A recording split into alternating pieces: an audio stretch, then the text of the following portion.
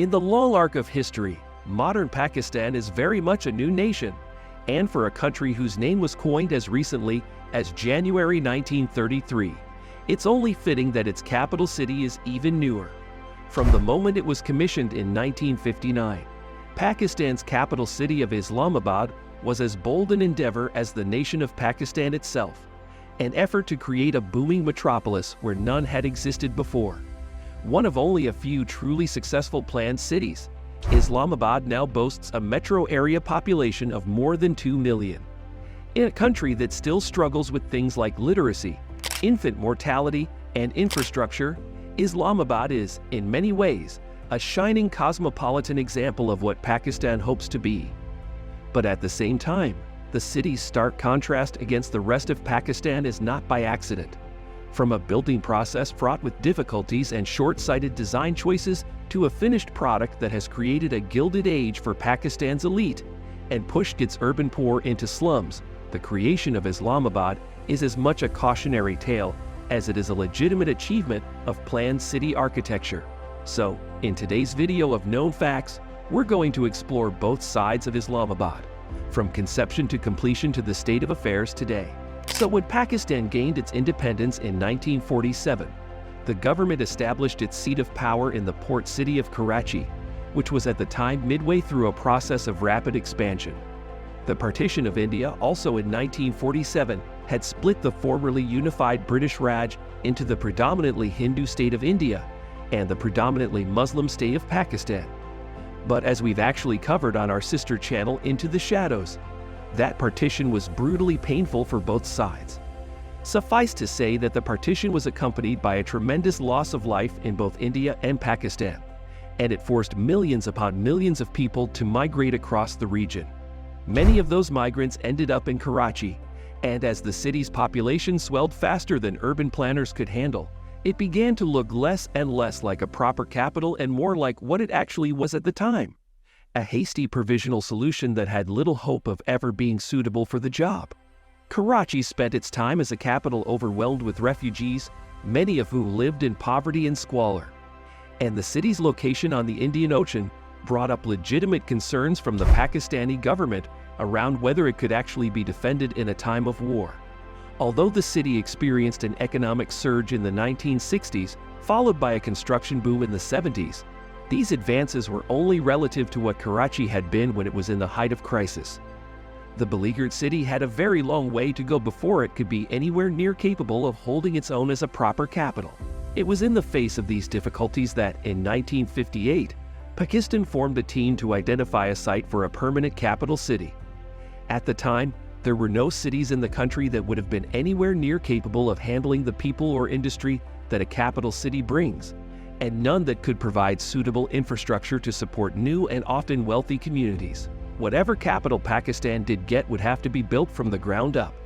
Before long, Pakistani authorities settled on an area just outside the city of Rawalpindi, where local road networks were well developed enough to get building material to the new capital, and laborers could be housed without having to build the required facilities from the ground up. Rawalpindi was located in the Balloon foothills, close to an area that was at the time expected to host a so-called Trans-Asian Highway, which has since evolved into the Asian Highway Network.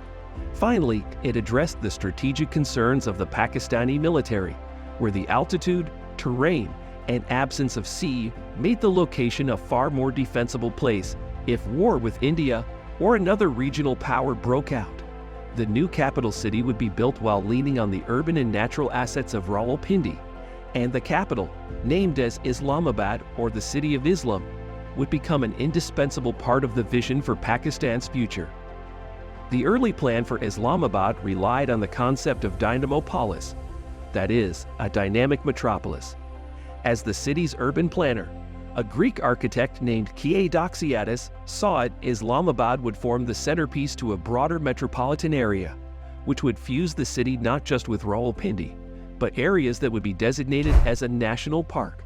Doxiadis was a believer in looking at cities as an interaction between physical structures like roads and buildings and the humans that lived and worked inside them, as well as a third factor, the broader society that those people lived in, and a fourth, the natural environment provided by the landscape. In practical sense, that meant that the first settlements at Islamabad would be placed at a T-junction with Rawalpindi and the local national parks, with the long highway stretching into the distance where Islamabad would eventually be built. But it wouldn't be built until there were enough people to fill a new development, and then another, and then another. In hindsight, this staggered building approach has been one of Islamabad's major advantages, with new developments moving as needed in a single direction, northeastward, instead of just sprawling out at random. The city was planned block by block in a rigid gridiron pattern, with certain zones allotted for residential, education, commercial, and governmental functions from the very start. This zoning started to raise eyebrows, as such tightly defined zones tend to work well in theory and actually fail to serve their residents in practice. But the zones began to seem even more sketchy when it was revealed that they would be explicitly stratified on the basis of income, with communities that were directly intended even before they were built to keep people of similar wealth together. Not only that, but those communities would all be organized around central shopping districts, which make good sense to keep traffic out of neighborhoods, but had the potential to make auto travel in those shopping districts, which, by the way, is exactly what they were designed for, into a roiling mess of traffic. The further one looked into Islamabad's master plan, the more it seemed as if Doxiadis and company had a crystal clear vision for what they expected Islamabad to be, and very little in the way of a backup plan, if literally anything less than that ideal vision ended up becoming reality. For example, the city was built on a strict hierarchy of road widths, minus 1,200-foot wide roads fed outward to 600-foot wide roads, and then to 300-foot wide roads, with no real consideration given to what would happen if the city didn't motorize enough to fill those massive roads, or if that arrangement of roads could become impractical once the city started to grow and change with its population. In 1960, Pakistan's Capital Development Authority was established to oversee the construction process with near total discretion in the decisions required to actually build the city. The CDA was made up almost entirely of foreign architects and planners, and only 3 major planners on the project were Pakistani. Although the project was under the direction of Pakistan's own political appointees, perhaps this, too, should have been a bit of a warning sign that Pakistan lacked the personnel to truly bring Islamabad in line with its architectural vision. Nonetheless, construction got underway that same year, just a little over a decade after Pakistan had become a nation at all. So when it came time to break ground in Islamabad, Pakistan's labor landscape was in dire need of jobs. Rather than rely on foreign contractors and heavy machinery to do the hard work of building a capital, the city was instead built using vast numbers of laborers armed with relatively simple tools. In fact, large-scale construction machinery was actually banned from the process in an effort to get as many builders out to Islamabad as possible. Although this significantly slowed the city's pace of construction, it did provide a valuable lifeline to many Pakistani families who might otherwise have gone without work. But almost as soon as construction began, it became clear that the architect's master plan would be very difficult to implement in practice. The board in charge of Islamabad's development had no say over the city of Rawalpindi, where a separate mess of bureaucratic urban planning boards had their own discretion over what development happened and when. As a result, Rawalpindi, which had been so integral to the plan of Islamabad, was removed from the development process almost immediately. Instead, Rawalpindi moved into a support role for the project, housing workers and accommodating the first bits of government that moved in. Unfortunately, Rawalpindi received very few resources compared to Islamabad, so even if the city's bureaucrats did want to modernize alongside Islamabad, they just didn't have the means to do so. As a result, Doxiadis's master plan fractured quickly, although it wouldn't actually be abandoned until the late 1970s. Instead, the developers went ahead with the plan strictly for Islamabad proper. The city was envisioned as a low-lying, spread-out metropolis, taking full advantage of the available space. Instead of building upward and erecting skyscrapers or elaborate monuments, most work in the residential areas consisted of leveling lots, building single-story homes, and trying to make those homes into neighborhoods. Similarly, its commercial zones were filled with the sort of relatively standard office buildings and shopping malls that builders around the world by that time were more than able to handle. By the 1960s, the real architectural challenge was the city's political and administrative zones. Pakistan's presidential palace, for example, was built in a cosmopolitan step pyramid style with elaborate nearby fountains, a zoo and stables for 100 horses on the premises. The Parliament House took all of 11 years to build across almost 600,000 square feet, and the Secretariat building, the cabinet's headquarters, is a sprawling, elaborate complex that was pieced together by a long list of architects, each responsible for individual subsections of the building. Most impressive of all is the Faisal Mosque, the national mosque of Pakistan and the 5th largest in the entire world.